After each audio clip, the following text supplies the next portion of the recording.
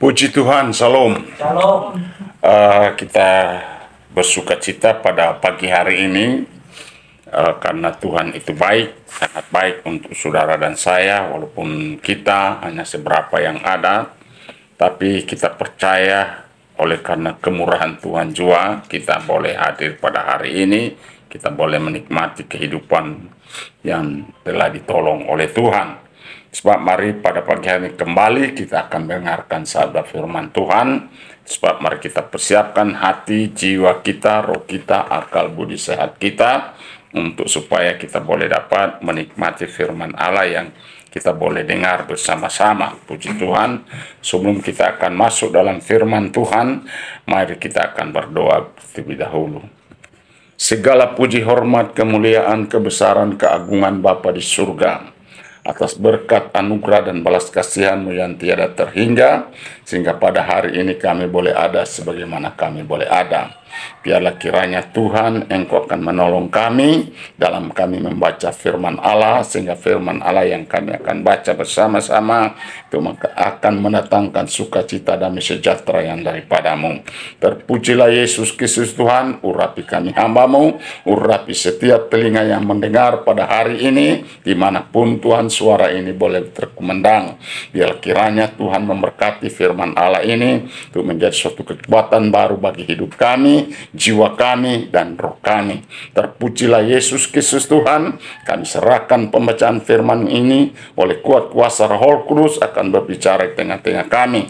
Dalam nama Yesus Kristus Tuhan Juru Selamat kami berdoa. Haleluya. Amin.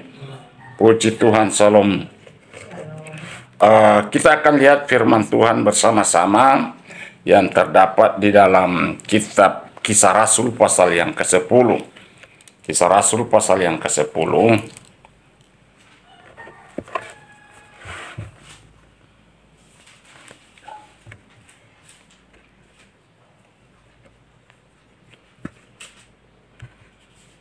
Ya, nanti ayat di Mama tolong aku ganti baca ayat 1 sampai ayat yang ke-8. Puji Tuhan.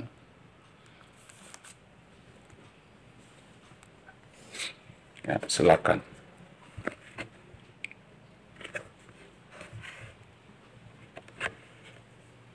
Petrus dan Kornelius. Ya.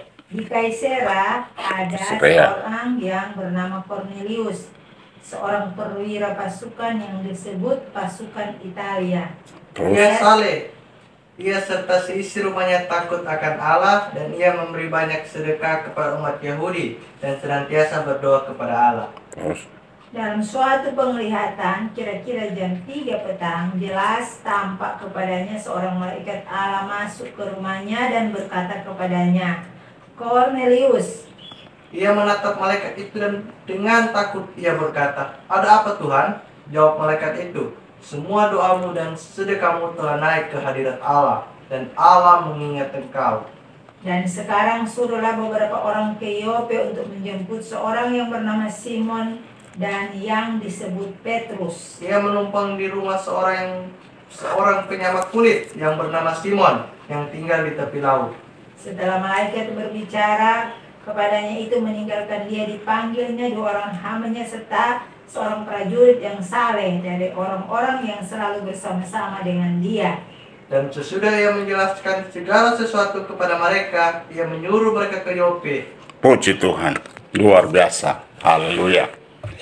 Jadi pembacaan firman Tuhan ini luar biasa, bahwa ternyata Tuhan itu sangat peduli dan sangat memperhatikan posisi, keadaan, keberadaan setiap kehidupan keluarga. Iya, kita lihat bahwa Kornelius serta keluarga ini, betul-betul Kornelius itu pertama dia takut akan Tuhan. Bukan cuma pribadinya, tetapi Kornelius sekeluarga takut akan Tuhan. Jadi pada hari ini berkat tercurah atas keluarga yang takut akan Tuhan. Kira-kira judul firman Tuhan pada hari ini, keluarga yang takut akan Tuhan akan diberkati. Itu sebab Yosua pernah berkata, "Pilihlah di antara kamu di mana kamu akan beribadah, Kalau kamu beribadah kepada yaitu Baal-Baal atau berhala-bahala di nenek moyangmu tinggal, ya silakan. Tapi aku dan seisi keluargaku akan beribadah kepada Tuhan, yaitu Tuhan semesta alam yang menciptakan langit dan bumi. Jadi ibadah itu sudah dikasih oleh Tuhan, bukan diperhatikan oleh manusia. Tapi ternyata ibadah itu, doa kita, hidup kita itu diperhatikan oleh Bapa kita di surga. Allah kita yang ada di surga sangat peduli, sangat perhatikan. Itu sebab betapa dahsyatnya kuasa ibadah itu. Kalau saudara sudah dikasih oleh Tuhan beribadah dengan segala ketulusan dan keikhlasan, tidak peduli apakah itu jumlah, tetapi yang Tuhan inginkan adalah posisi kita, respon kita kepada Tuhan. Apakah kita betul-betul sungguh-sungguh beribadah kepada Tuhan, ataukah hanya sesuatu yang menghiasi dalam hidup kita, kelihatan kita orang Kristen sehingga kelihatan beribadah. Itu sama sekali tidak ada gunanya. Kita melihat bahwa sudah dikasih oleh Tuhan, yaitu coba baca sekali lagi ayat pertama. Di Kaisarea ada seorang bernama Cornelius, seorang perwira pasukan yang disebut pasukan Italia. Ia saleh, ia serta seisi rumahnya takut akan Allah. Ia saleh dan ia seisi rumah tangganya takut akan Allah.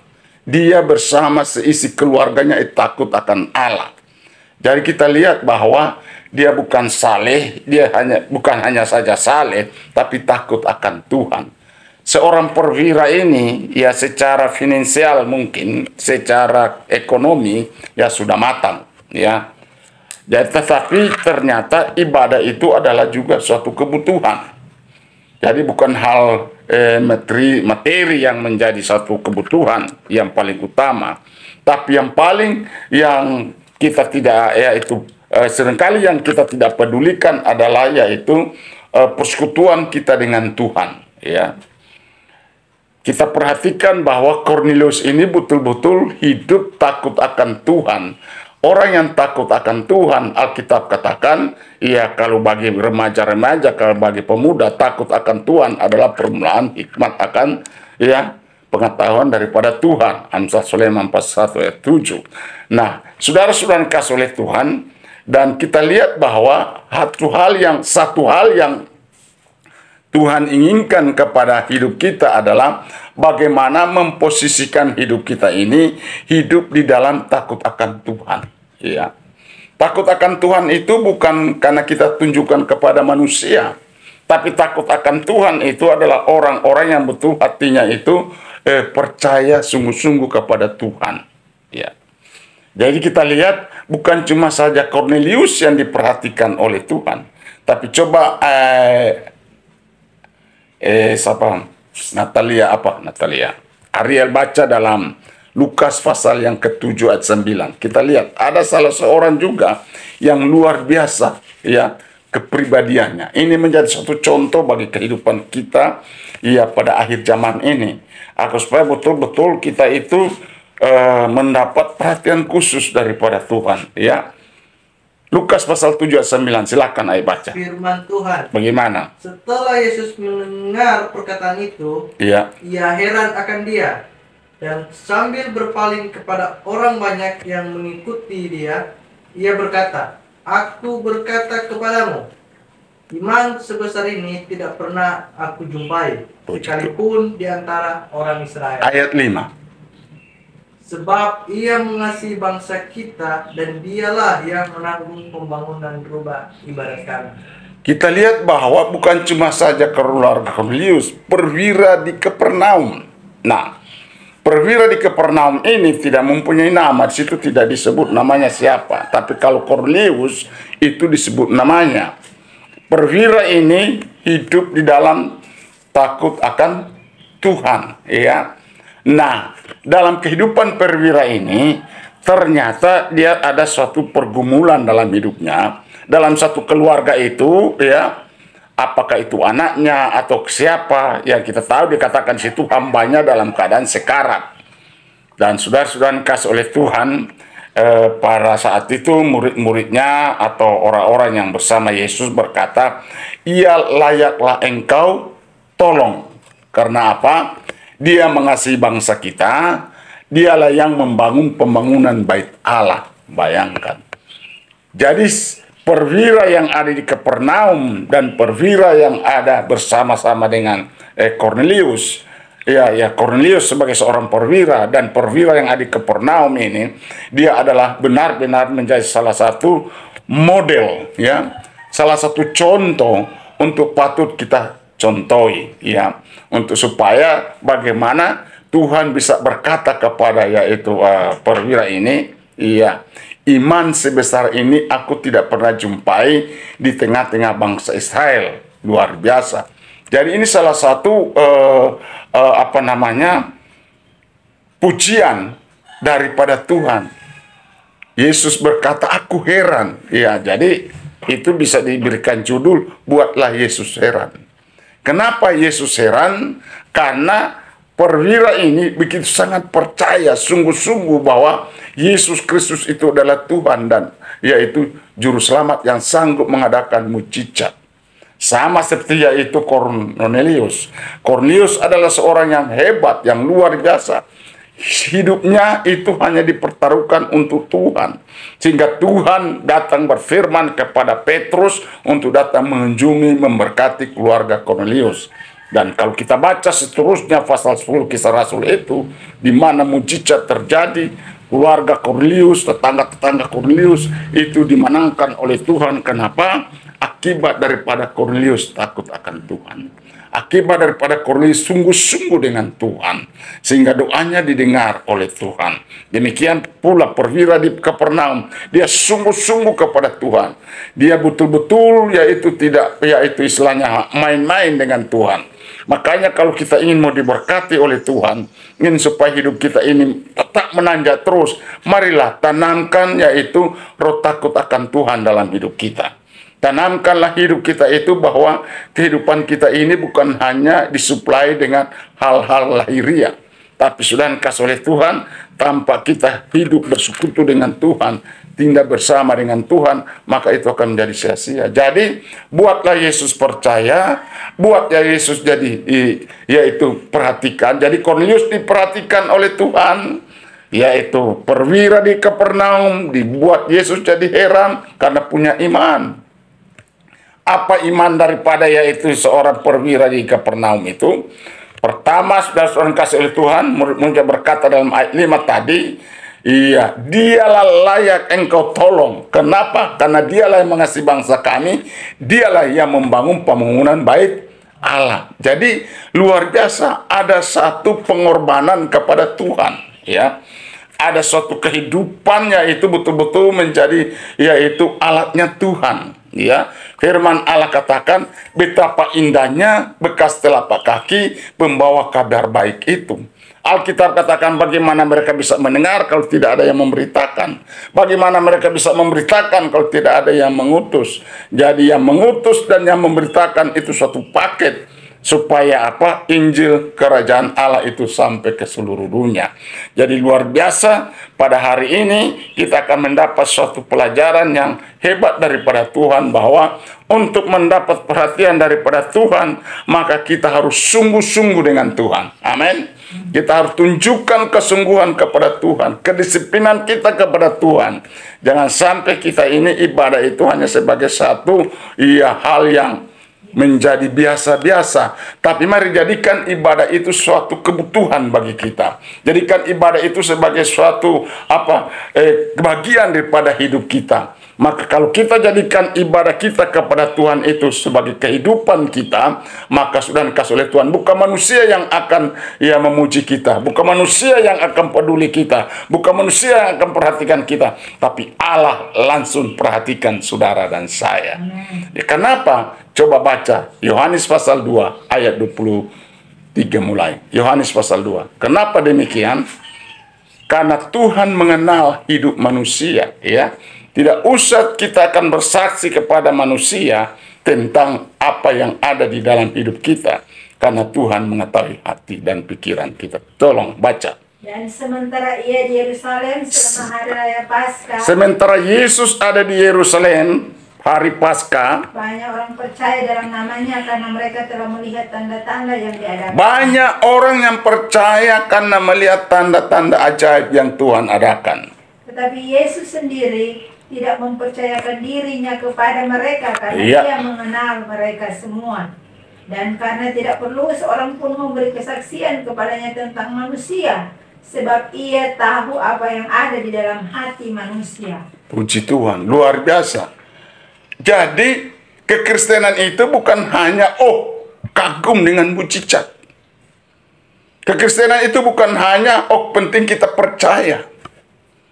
Tapi kekristenan kita ini harus betul-betul dikenal oleh Tuhan. Katakan dikenal oleh Tuhan. Jadi kekristenan itu adalah menjadi suatu yaitu bernilai tinggi. Perhatikan, kekristenan hidup kita apabila kita yaitu ingin supaya bernilai tinggi, artinya bernilai di hadapan Tuhan, Tuhan kenal sampai dasar lubuk hati kita. Amin. Tidak semua orang percaya dipercayai oleh Tuhan. Perhatikan, tidak semua orang percaya dipercayai oleh Tuhan. Kenapa? Karena Tuhan melihat sampai lubuk hati kita. Kalau hati kita ini sungguh-sungguh dengan Tuhan, kalau hati kita betul-betul memuliakan Tuhan, menyenangkan hati Tuhan, maka sudah dikasih oleh Tuhan. Yesus sendiri berkata, tidak usah kamu saksikan tentang orang terhadap orang lain. Karena Tuhan tahu hati kita. Tuhan tahu jiwa kita. Tuhan tahu hidup kita. Bahwa kita ini betul-betul mengasihi Tuhan. Itu sebab marilah jadilah kehidupan kita seperti Kornelius yang sungguh-sungguh dengan Tuhan sehingga mendapat perhatian dan doanya didengar oleh Tuhan. Jadilah kita menjadi contoh seperti seorang perwira di Kapernaum. Dia seorang perwira tapi dia sangat mengasihi hambanya dan dia juga takut akan Tuhan. Dia dan seisi keluarganya. Ya, Tuhan memberkati mereka dengan berkat rohani yang luar biasa. Demikian juga ayat terakhir Yohanes pasal 2 tadi dikatakan, begitu banyak orang berbondong-bondong menyaksikan tentang keajaiban dan mujizat demi mujizat yang Tuhan adakan. Tapi ternyata Tuhan tidak melihat itu. Tuhan tidak akan dia itu terkecoh dengan kegaguman kita terhadap Tuhan. Tapi Tuhan akan terharu. Tuhan akan heran apabila hati kita betul-betul punya iman kepada Tuhan. Ada amin? Iman itulah dasar sesuatu yang kita harapkan dan bukti dari segala sesuatu yang kita tidak lihat. Itulah namanya iman. Puji Tuhan, kiranya Tuhan memberkati firman Allah pada saat siang hari ini akan membawa kita kepada suatu nilai yang di hadapan Tuhan. Maka Tuhan akan menolong kita, Tuhan akan mendengar segala doa kita. Kita berdoa. Terima kasih Bapa di surga atas berkat kasih kemurahan-Mu yang tiada terhingga. Biarlah firman Allah yang sudah kami dengar, Tuhan itu menjadi suatu kekuatan bagi hidup kami. Dan kami boleh Tuhan dapat mencontohi, meneladani apa yang telah dilakukan oleh Kornelius sekeluarga. Dan juga Tuhan seorang perwira di Kapernaum yang luar biasa, dasar dan ajaib. Demikian pula Tuhan, hati kami terbuka kepadamu. Sehingga kami boleh Tuhan dilihat bahwa kami sungguh-sungguh kepadamu. Tuhan, itu sebab Bapa ampuni segala ketidaksirusan kami Bapa. Terima kasih Tuhan. Terpujilah Yesus Kristus Tuhan yang sedang memberkati kami pada hari ini. Berkati setiap kami yang mendengar dimanapun berada. Biarlah firman Allah ini Tuhan tertanam, Tuhan termaterai dalam hati dan jiwa kami. Sehingga kami boleh dapat Tuhan dimampukan untuk hidup Tuhan dikenal oleh Engkau Bapa. Terima kasih Tuhan Yesus. Terima kasih Tuhan Engkau dapat mempercayai hidup kami Bapa. Ya kami boleh Tuhan menikmati kehidupan yang diberkati oleh Tuhan. Dalam nama Bapa, Anak, dan Roh Kudus, dalam nama Yesus Kristus, kami berdoa dan mengucap syukur dan kami akan menyembah Engkau. Haleluya. Amin.